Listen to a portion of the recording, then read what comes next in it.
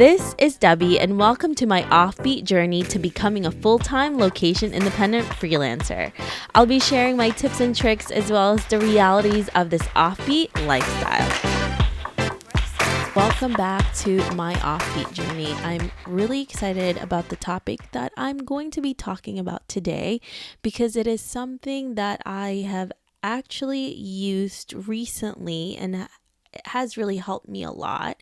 And what we're going to be talking about today is how to make a decision when fear is holding you back. Now, I don't know about you, but it has definitely happened to me quite often where fear has definitely held me back from doing something that I either really wanted to do because I just felt like there was too many obstacles along the way, or it was just my head telling me not to do it and I listened to it. So I'm going to be sharing with you a strategy that has really turned all of this stuff around and has helped me, especially recently. So in one of my recent episodes, my guest Rico, who you will be able to listen to later on in the show and within a few weeks or in a few months, and I spoke about how to make a decision when fear is holding you back. Now, Rico mentioned how he learned a great strategy from Tim Ferriss. If you don't know Tim, he's the author of the 4-Hour Work Week, which is pretty much most of our go-tos for location independent entrepreneurs and digital nomads.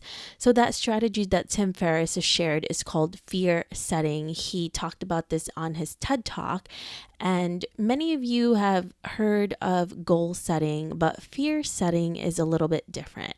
So when you're faced with having to make a huge decision, fear setting can help you gain more clarity to certain situations that you're going through, which can really stop you from second guessing and can ultimately allow you to choose courage over discomfort. And that's really what a lot of us has been going through, right? So it's a lot of things that are very discomforting for us, and we just don't want to take that first step because it's scary. It's a scary feeling.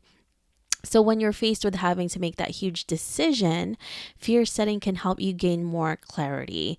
And that strategy is really similar to what Aaron and I did when we had to make a huge, really big decision with a business deal that we have been trying to accomplish for years. And a lot of the reasons why we weren't able to make this next step is really with fear, right? And also the discomfort. So I'm going to share more about this future with you about this future with the deal that we have in the future episode. But here is how you can try out the strategy. So you're going to need about 3 pages in your journal, your notepad, or even just in your computer. So the first page, you're going to create 3 columns.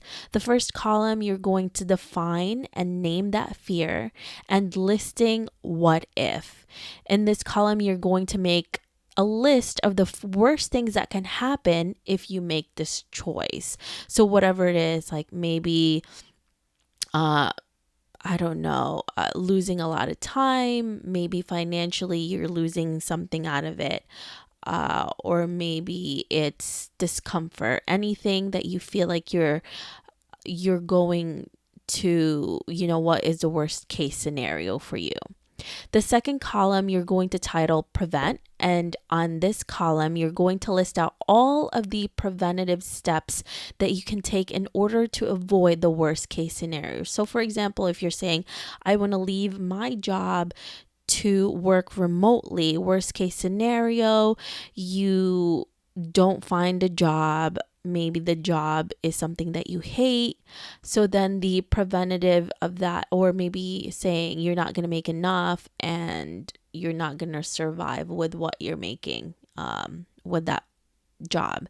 So one preventative thing could be maybe before you quit that job, you make sure that you have enough money saved.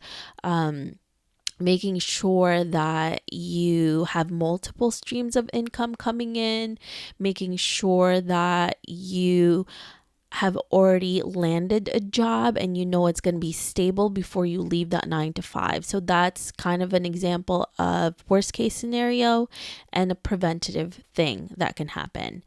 And then on the third column of this page, you're going to title it repair.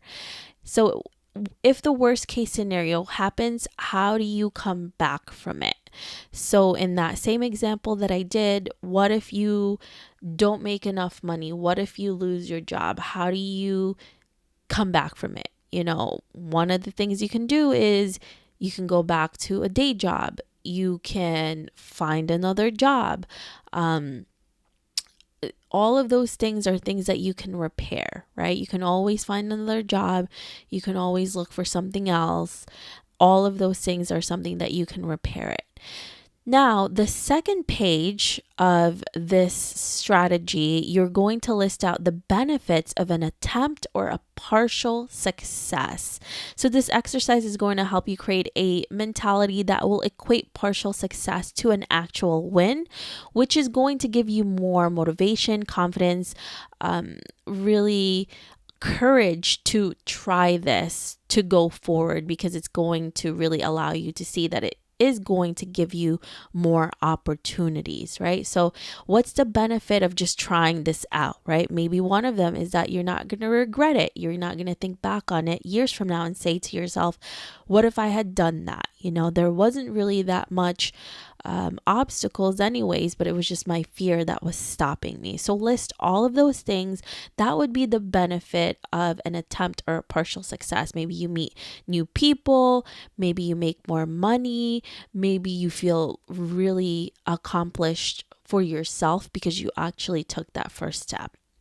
Now, the third page is where you list out the cost of your inaction, of actually not doing it, right? That can affect you emotionally, physically, or financially.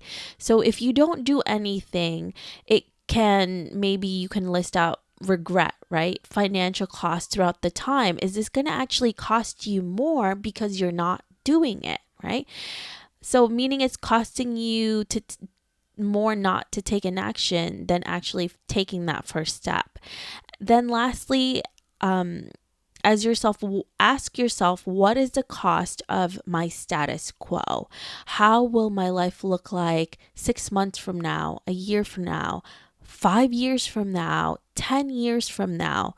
Do you see yourself doing better if you just do this and you stick to it? Right?